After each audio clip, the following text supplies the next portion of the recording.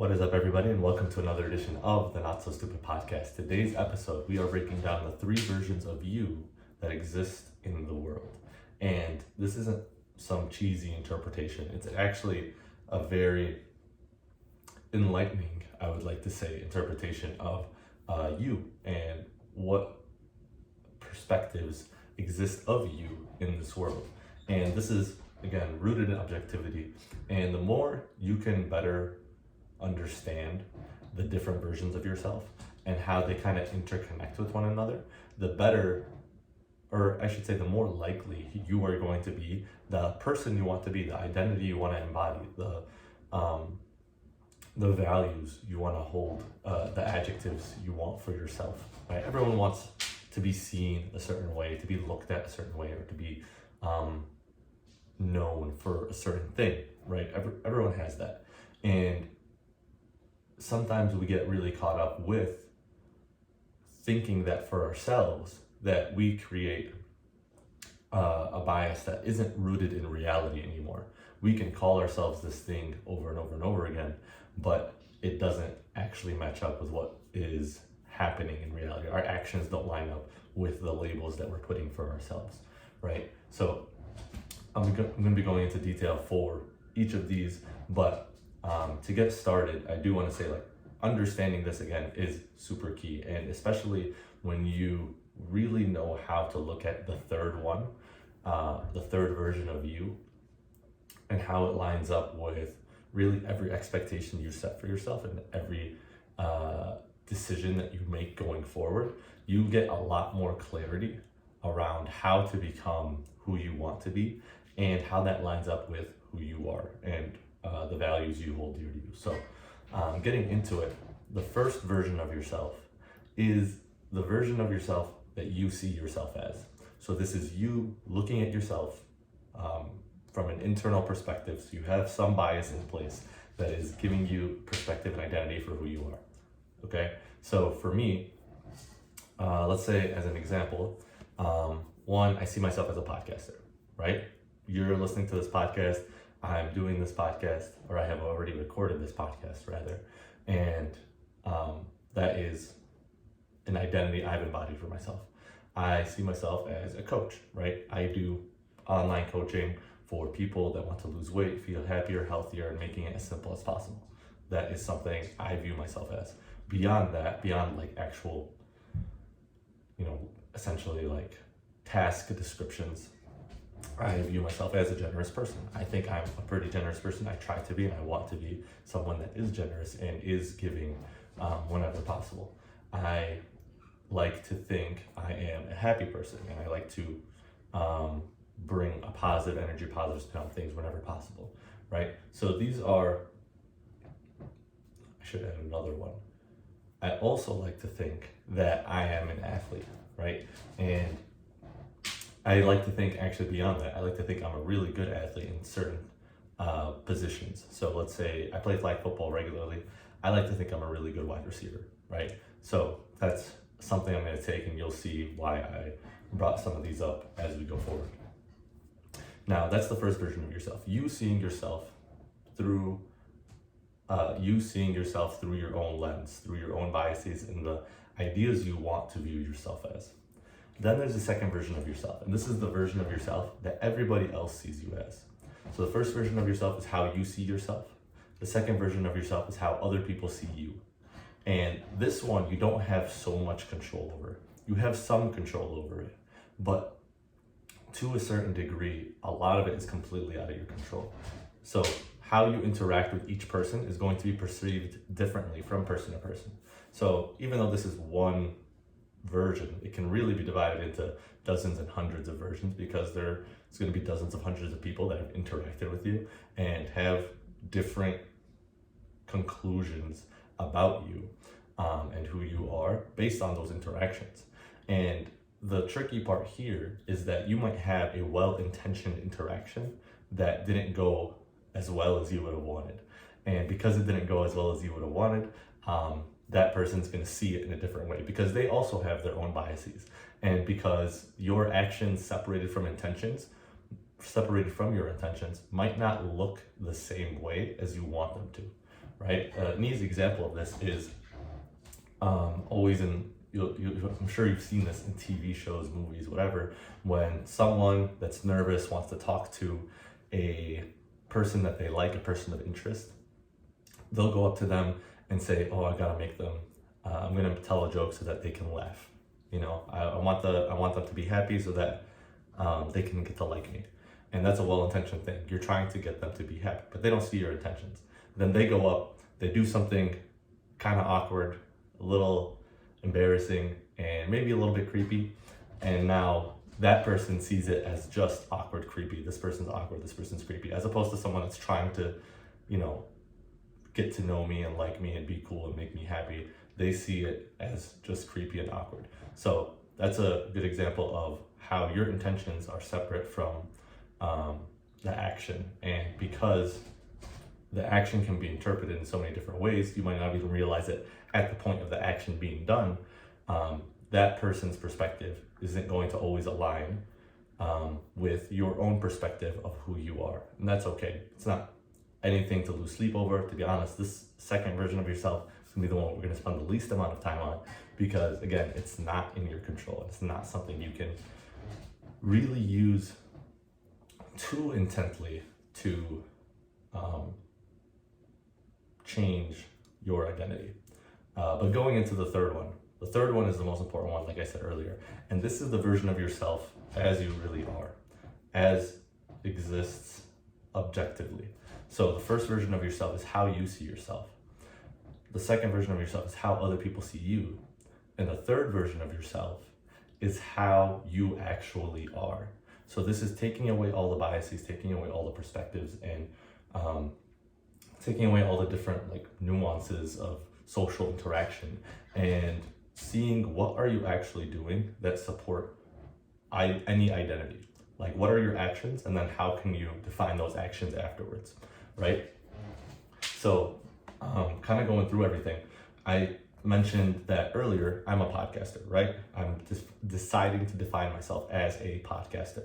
Okay, so I can see myself as a podcaster because I talk into a microphone, and I have these topics that I plan out that I want to talk about, and I share them through this microphone, and I post them to be podcasted to the listener, to you in your ears, or on your speakers if you're listening on your speakers.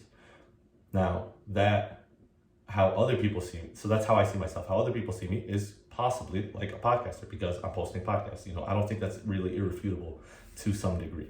And then the third version is going to be objectively, I am a podcaster because I post podcasts, talk into a microphone, make episodes, yada, yada, yada, right? That one's very clear cut, very straightforward.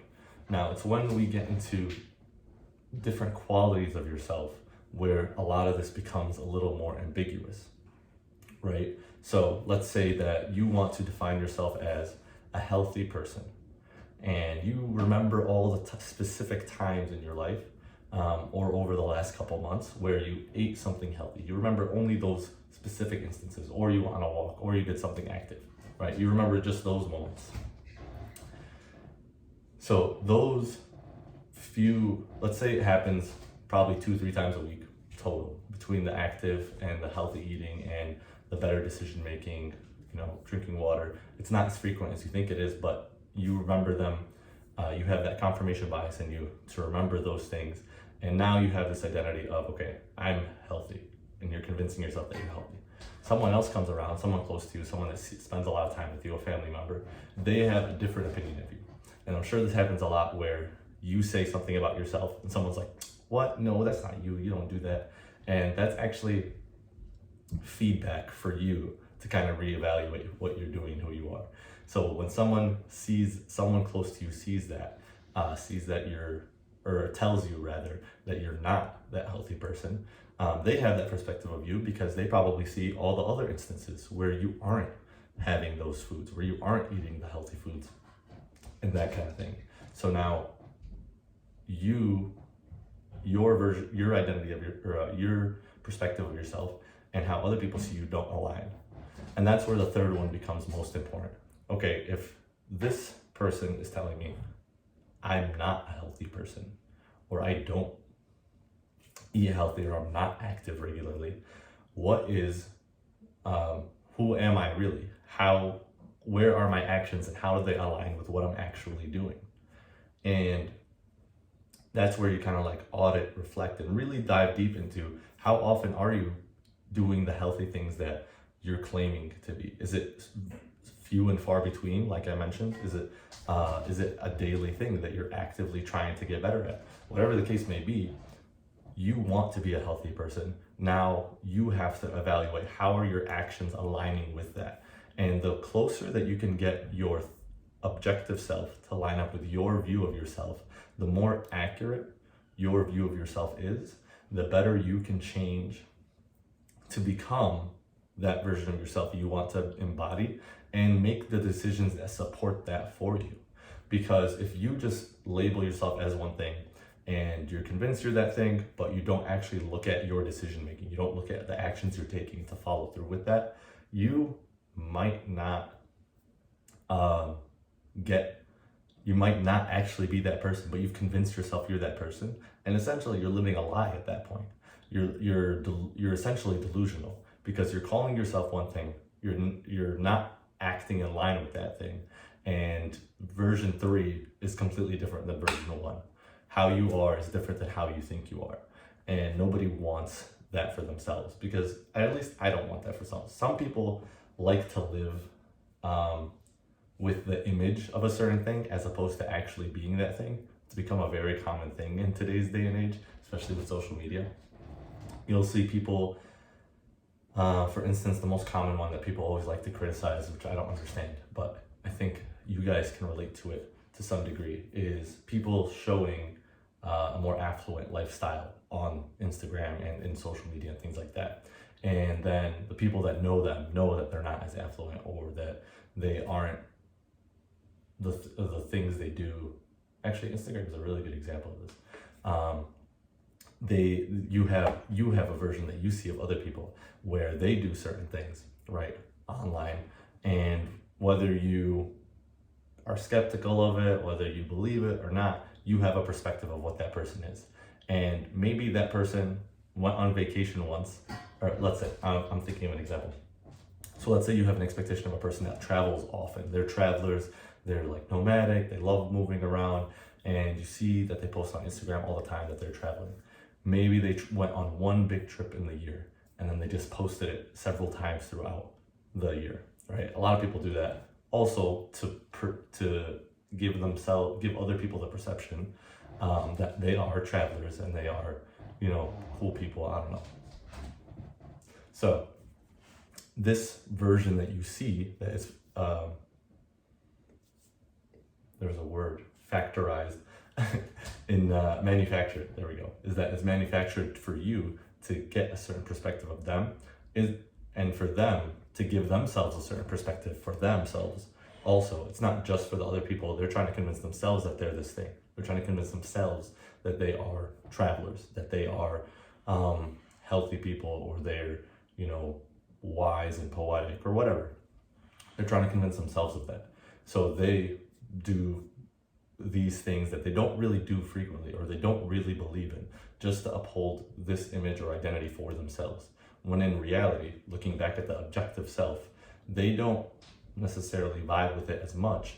They don't really practice it that much. They don't do it so frequently. They just do it every now and then to convince themselves more than anything of what they are and who they are. And I'm hoping that this is giving you some light bulbs, kind of connecting the dots between what you've been saying about who you are, what you want to be, and what you've been doing, and how you've actually been following through with that in your day-to-day actions, in your day-to-day decision making. Because once you line up version 3 with version 1, you aren't living a lie anymore. You're seeing yourself for as you are. And you'll never 100% line it up to the T, but you can definitely get closer and become more realistic with yourself. And it's not an easy thing to recognize that maybe you have been lying to yourself. Maybe you've been avoiding facing this fact because you've been so comfortable with seeing yourself as this quote unquote better version that you're actually not exhibiting. And you can choose to continue lying to yourself, or avoiding to confront yourself with this and not change who you are to actually become that better version of yourself. Or you can accept it now, recognize your faults, and switch your actions to follow through with that. And again, you are always looking to that third version for confirmation, that objective view of yourself for confirmation. And maybe you look to the second version of yourself for occasional feedback. You don't want to rely on other people's perspectives all the time for 100% feedback, because they have their own biases too. And they have their own version of viewing things that, maybe they have an agenda to view you a certain way, or to not want you to do good, or whatever, what have you. I don't know. I'm not one of those people that think like that, but I'm saying you can't 100% trust another person's perspective, but you can take it as an opportunity to analyze your own self. So again, using that example, someone that's close to you sees you often, maybe your wife or your husband tells you like, man, you never clean up after yourself. You only think about the times you only clean up after yourself. You're gonna be like, what are you talking about? I always clean up after myself. You're ridiculous. And then you stop it right there. You're never actually gonna look at that feedback as a way to get better or to follow through with who you want to be. Someone who picks up after themselves is generally a tidy and clean person. But if you took that as feedback, and said, okay, I don't agree. I don't think I agree, but I'm gonna look into that. And you start going through your day and realizing, oh, I do always forget to, empty the dishwasher. I do always forget to pick up my toys, from a kid perspective, pick up my toys after I'm done playing with them. Whatever the case may be, you gave yourself the opportunity at least to look into this claim against you and use it to be better. Use it to be more in line with who you think you are and what you want to be.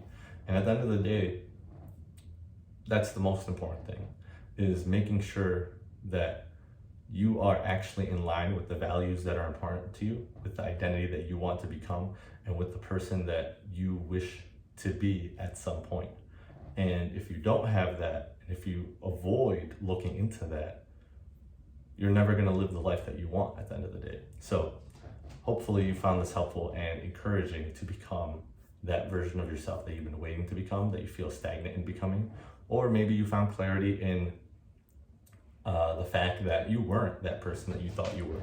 And that's okay. There is no harm in that. It is the strongest thing to admit that you did realize that for yourself.